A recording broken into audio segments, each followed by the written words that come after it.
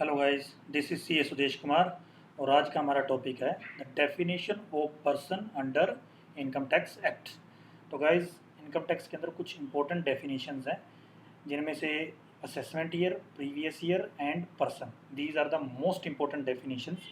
इनमें से मैं असेसमेंट ईयर और प्रीवियस ईयर की जो डेफिनेशन है वो ऑलरेडी मैं कवर कर चुका हूँ और ऑलरेडी इस पर मैं लेक्चर डिलीवर कर चुका हूँ।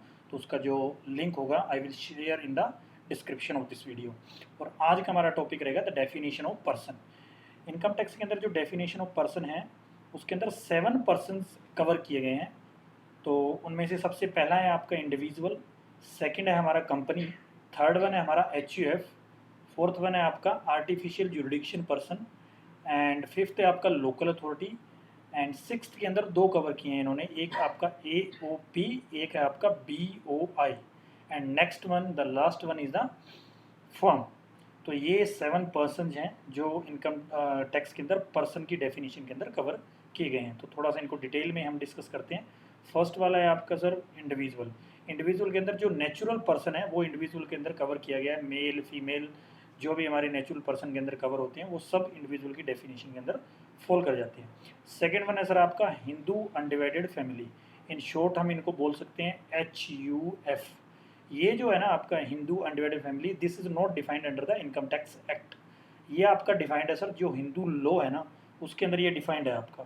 तो इसका जो मतलब हिंदू लॉ के अंदर दिया गया है, इन्होंने दिया है ए फैमिली, ठीक है, विच कंसिस्ट, जिसमें कौन होगा, all person linearly descendant from A common ancestor.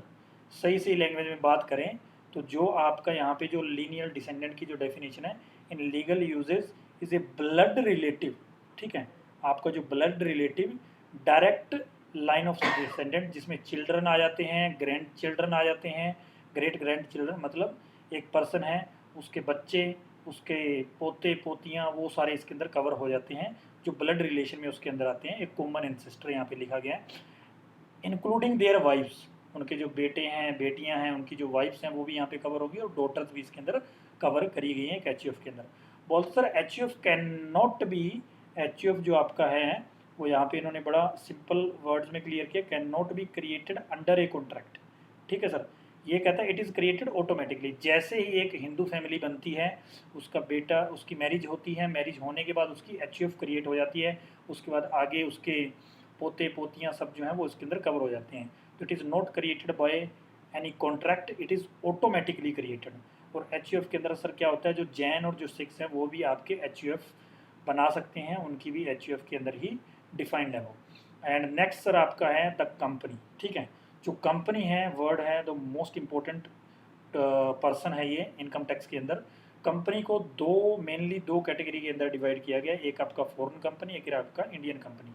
Indian company जो भी कंपनीज एक्ट 2013 के अंदर इनकॉर्पोरेट होती हैं वो सब इंडियन कंपनी है। और इंडिया के अंदर मेनली कंपनीज एक्ट के अंदर कंपनीज को 3 टाइप्स की कंपनी डिफाइन किया गया है।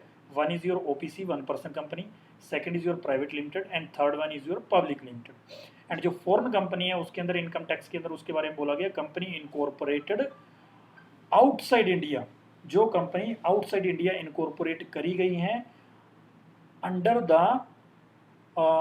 Law of any other country, जो इंडिया से बाहर कोई भी कंट्री है उसके अंदर जो कंपनी इनकॉर्पोरेट की गई है वो आपकी फॉरेन कंपनी की डेफिनेशन के अंदर फॉल करती हैं।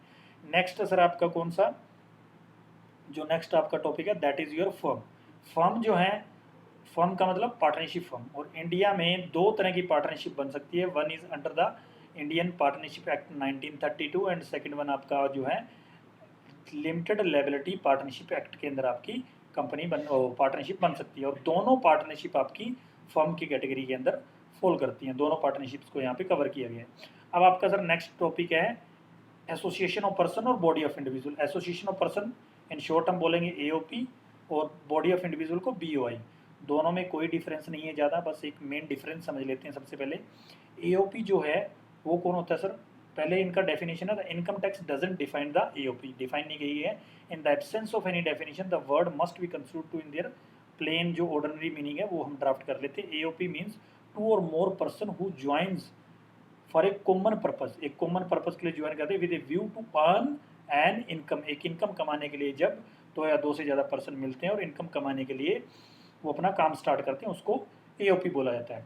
एओपी और बीओआई दोनों सेम ही चीज़ है, दोनों में जो मेनली डिफरेंस है वो है सर आपका, एओपी जो बनती है वो नॉन इंडिविजुअल का ग्रुप होता है, जिसमें कंपनी पार्टनरशिप फर्म मिलके भी एओपी बना सकते हैं, ठीक है सर। और बीओआई जो होता है उसमें सिर्फ और सिर्फ इंडिविजुअल ही मेंबर होते हैं आपके, ठीक है। तो जो ये ग्रुप होता है इसको एओपी और बीओआई है, ये भी पर्सन की कैटेगरी के अंदर आपका रखा गया है सर। नेक्स्ट आपका आ जाता है लोकल अथॉरिटी। लोकल अथॉरिटी में जो आपकी पंचायत होती हैं, म्यूनसिपल कमेटीज़ होती हैं, कॉन्टामिनेंट बोर्ड होता है, वो सर सब इसके लोकल अथॉरिटी के अंदर आपके कवर किए गए हैं। एंड द लास्ट वन जो आपका sir that is the artificial jurisdiction person, जो है जो बोला गया कि ऊपर कोई भी कैटेगरी में जो फॉल नहीं करता वो सब आपका आर्टिफिशियल ज्यूरिडिक्शन पर्सन के अंदर फॉल करेगा। इसमें मेनली वो पर्सन किए जाते हैं जिनका अपना कोई, ठीक है, which are not the natural person, जो नेचुरल पर्सन नहीं है, वो सेपरेट एंटिटी होते हैं।